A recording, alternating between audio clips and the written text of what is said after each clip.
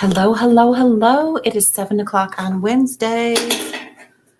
How's my friends? 7 o'clock on Wednesday. What do we do every Wednesday at 7 o'clock? I'm Joni Bates, founder and CEO of JB & Co. And I basically took December off from Wine Wednesday. And I missed you guys. I really did. We revamped Wine Wednesday a little bit and new set, as you can see. And we have decided to officially change Wine Wednesday to Whiskey Wednesday and basically Whiskey in a Teacup Wednesday. So today's choice, we're going to go with Dovetail. My good friends over at,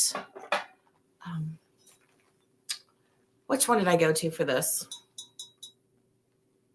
I don't remember which one I went to for this, but this is what we're drinking tonight. Yum, yum, yum. How was everyone's holiday? How's your new year? Happy New Year to you all. I hope you're all doing super, super good. Again, when I don't do Wine Wednesday, I feel like I forgot a kid at Home Depot or something. So I'm very glad to be back. And we're just going to keep it with our theme that, has always been here. It's just developed more because I collect teacups. I like dark liquor. So there you have it. We are now Whiskey Wednesday. Whiskey Wednesday. Housekeeping. This is live. This is on Facebook page, business and personal. It is also on my YouTube channel. And that is Joni, Joannie Bates, B as in boy, ATES, Sells, SELLS. So you pretty much just Google Joni Bates with the double N and you will find me in a lot of places. Ask me questions. That's how this rolls. You ask me questions and I answer them and they roll along the bottom. Hello, Suzanne. Happy New Year. How's your sweet self? How's your family? I hope you're doing super good. Okay, so give me comments. Tell me what you think about my set, which I say it's funny. It's a set. It's actually my old office that I made through Becca. I love my Becca Fiducive, RF Interiors, redesigned this space into my ladies' lounge. And it is calm and beautiful. And it features all my favorite things: teacups, art, whiskey, old books, just things that make me happy. So this is our new space for Wine Wednesday, Whiskey Wednesday. Okay. We're going to talk about what I like to talk about is investing this year, and particularly asset classes. And I'm going to start using some terminology. If you don't know what I'm talking about, like just say pause, help, what are we doing? Investing right now in 2024 is going to be incredible. 2023, the market was down by 30%, a 15-year low. So if you follow me on my social media, I did a TikTok where I was like, it happened. The crash already happened. You guys can stop asking about the crash. We did it. We experienced it. It's done. It's over. Interest rates are already coming down. I think we were at a 6.75 today. I know that they've been writing some that are much less than that. So things are better. Things are getting much better. And they're going to continue to get better. So I'm going to put this out there. If you're waiting right now to sell your house because you've got like a 3% interest rate, but you know you need to sell and you don't want to get rid of that interest rate, you want to buy something coming up, the competition, spring market, is going to be back to multiple offers. It's going to be difficult to get into a home. My suggestion is start now. If you're thinking about doing this, list your home today. List your home now. Get a little bit ahead of the spring market so that you can go in and ask for things like closing costs. Ask for things like home warranties, all sorts of, just ask for them, because in the spring market, you're not going to be able to ask for anything. So right now it is a very, very good time for you to list your home and go find another lily pad. More things are starting to come on market. Basically, January 3rd through August 31st is going to be the market for 2024. I'll say it one more time. January 3rd through August 31st is going to be the 2024 market. Why is that? I'm going to ask y'all, why do you think that is? Why is that, Joni? Why? Because something's happening this year. It's what? It's my name tag gone crazy. It's an election year, right? It's an election year. So after August 31st, we are going to be seeing all the ads, all the stuff that makes us all incredibly crazy regarding politics. And when people start to get unsure, she's just going to fall apart here. When people start to get unsure about things, they're not buying and selling houses. They put their head in the sand, they walk away. So after August 31st, the market's going to get real quiet. So if you have something to do with real estate in 2024, do it now before spring market. I mean, that's my best advice. Do it now before spring market. Oh, okay. So Suzanne has a wonderful question. Tell me your opinion of a 55 plus neighborhood situation. Okay, so I'm gonna be real honest. I love me a good 55 plus. I love it. I'm SRES certified, which means Senior Real Estate Advisor certified. The reason I like a good 55 plus is because you can age in place in those wonderful communities within I'm in Cobb County, Kennesaw area. Surrounding counties, there are so many incredible 55 pluses.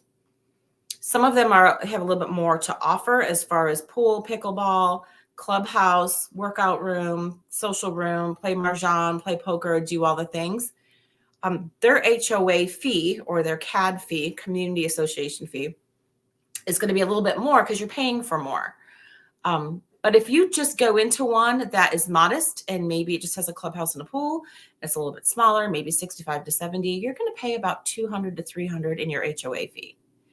And you don't have your yard work. You don't have to worry about anything. It's a fee simple to feasible, which means you're responsible from the drywall in, and the condo association is responsible from the studs out. So they're going to take care of the roof. They're going to take care of any issues. They're going to take care of the yard, termite. They'll pay for trash. Usually they pay for water too.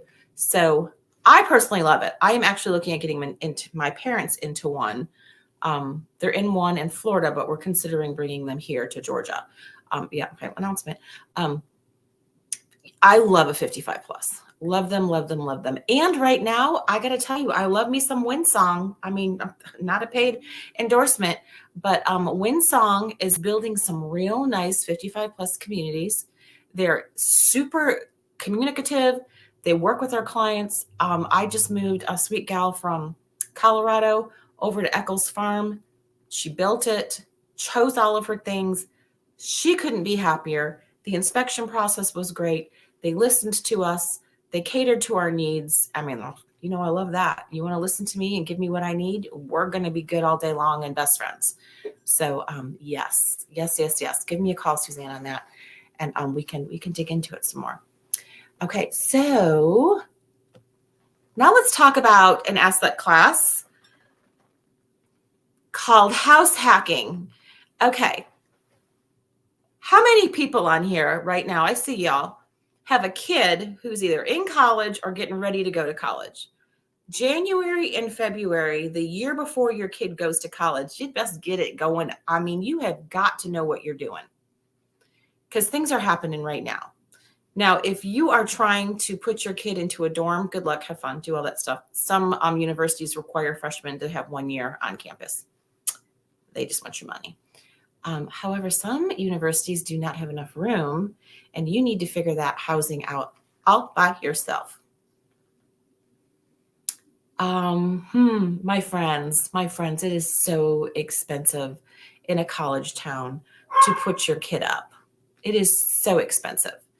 I know I was talking to my sweet Michelle about her CAM and about the cost of the dorms, the cost of where to live and the roommates and all that stuff, it is substantial. Now I have four. I have four chore babies, my Sloan, my William, my Nicholas, and my Sarah Grace. Probably 7 years ago, I started this asset class, which is called house hacking, which is what I call the college hack. A lot of people do this. And if you're like, I am not interested in being a landlord, I don't want to do drama, tenants, and toilets. I don't want a 3:00 in the morning phone call. I don't want to do that. Oh, I get it. I mean, I do that. I'm a landlord. I 100% understand that that is not your jam. However, if it's your child, you buy a house. Okay, you buy a house. So it can be in your LLC, it can be in your personal, but you're buying a house and you're putting your child in that house, right? And then let's say it's 4 bedrooms, right? You rent out the other 3. And those 3 friends pay the mortgage. Did you hear what I just said? I love a good roommate plan. I love a 3-3, a 2-2, a 4-4. Common area. You write your lease for the particular unit. Unit 1, 2, 3, or 4. They're responsible for their room. I actually had little stickers on the bottom of the doors that said 1. The next door said 2, 3, and 4. The lease was written up specifically for that room. The deposit was for that room. Everything was based on that room. That's how you get around the laws about no 2 people, such and such can live with each other, such and such, brothel rules, all those ridiculous things. That's how you get around that. And then the common area is shared. This is also called the university system, boarding house system, college hack, house hack, all those things. But this is actually an entry-level experience for you to kind of try out investing. This is an asset class. It's very low risk. So that's what we talk about when we talk about investing, is about risk reward. I don't know how I feel about this. I don't know if I want to do this. This to me, it might just be too much for me. Well, your college kid, you're going to spend money anyways. You're going to put them up somewhere. You're going to be paying $1,200 a month, $800 a month, and have zero control, zero equity, zero appreciation, zero write-offs. Like, you're just bleeding money. Why not own a house and have your kid in it? I mean, their eyes, they're going to tell you, man, such and such over here, kind of a mess. Oh, and then you can address that. Or you can say, sorry, honey, that's college. That's just what happens. I just vomited on you guys. I've done college hack videos before. We're now moving into our 4th year of doing these every Wednesday. So go to my website or my YouTube page and search to find some of them. I did some on site at Auburn. I've done some at KSU over here in Kennesaw. This really is an incredibly good way for, number one, your kid can learn some responsibility. They can actually become one of your employees as the property manager under an LLC, and you can write them off and pay them. And that's a whole nother part that we can talk about as far as building your company and being able to do write-offs and whatnot. But it's actually been so good for us personally. And then you can take this first property you buy. Let's say you've got a bunch of kids, like me, 4. The first kid goes into a house and they're there for 3 years. They're doing their thing. And then they're like, I actually want to transfer someplace else. Okay, that sounds good. Then, this is amazing. I still can't believe that this is legal, but it is. You do a 1031 exchange. My sweet, sweet friend, Diane Cook, helps me with all my 1031s. So I took a property over here in Kennesaw. I sold it. I made a great profit, but I did not take that profit. I sent it up into 1031 exchange purgatory. I went to Auburn. I found another property. I went to purchase it. I dropped down the 1031 exchange into that property, and I didn't have any capital gains. I didn't have any of that. It was an even exchange, and it was beautiful. This is called swapping till you drop. This is how the wealthy make some money. They buy all these different rental properties, and eventually when they're in a different tax bracket, they 1031 exchange into one large family property, compound, beach house, lake house, ranch, and all those properties go into a 1031 to fund that one property. And what do? They just bought one property. Let's see, the first one I bought was like 150. And then it appreciated. I took all that equity, moved it to a 1031 exchange into another property. That one's worth more. And then I'll 1031 exchange that one to another property, and that one's going to be worth more. And what was my first initial investment? Maybe 20,000 in order to get into the first property. And it's still going. It's crazy. It's amazing, right? It's very cool. Okay, do you have any questions about college hack, house hacking, what 2024 is going to look like, what to expect, what you should be doing in regards to investing if you're thinking about doing that, or if you're just thinking about, you know what, I got to move.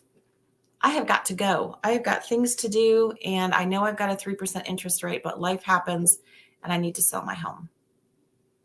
My suggestion is to get it going, get it listed in February. If you're just starting, okay, let's get it going. Let's get this plan together. Let's get the train moving. Let's get our timeline.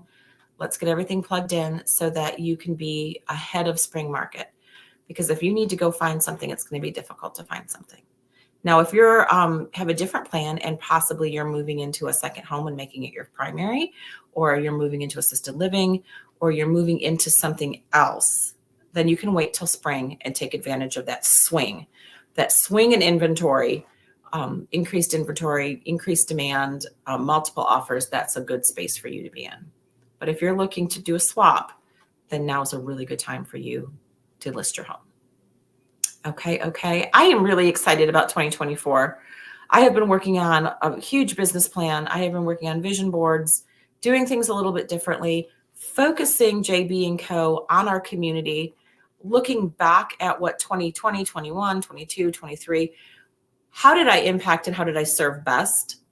And looking at that space and pouring more into that. And that really turns into and translates into my community. My community has supported me incredibly the past 3 years within this new venture for me in real estate. Now I have an incredibly successful business, and I would like to give back to my community. And thank you for all my past clients and all the referrals, and for trusting me, and for just being incredible people who have just warmed my heart and who have,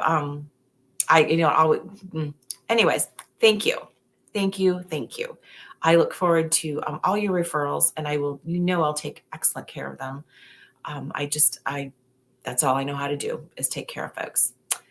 So we are going to be back next week, and you're going to see some more fun stuff. I'm really excited. We're going to be doing more interviews. We're going to be bringing on lenders. We're going to be bringing on staging. We're going to be talking about the color of the year. Have you heard what the color of the year is? Y'all, it's called peach fuzz. Gorgeous. So we're going to be talking to Becca about how to use the color of the year. I can't wait. And we're going to be doing a primary bedroom renovation. So you're going to come along with us as we do that too. All right. So you know where I'm at, 678-788-6465. I can go down the rabbit hole, the deep weeds about investing. I really, really believe that everyone should have real estate within their portfolio. That stock market is volatile. You need to have a dynamic portfolio, and everyone should have at least 2 investment properties. And if you don't want to be a landlord, I get it. There's ways to do it without being a landlord, but everyone truly needs to have at least 2. And if you've been in your home for the past 3 years, you need a HELOC, home equity line of credit, to pull out that equity and have it sitting on the side. You don't get charged for it unless you use it. It's like a credit card. Your home, if you have purchased in the past 3 years, is a bank. It is a bank. You have equity, and it shouldn't just be sitting there. You should be able to use it. Like buy an investment property and stick your kid in it and make it a college hack. I'm just saying. All right, you guys be blessed. Talk to you later.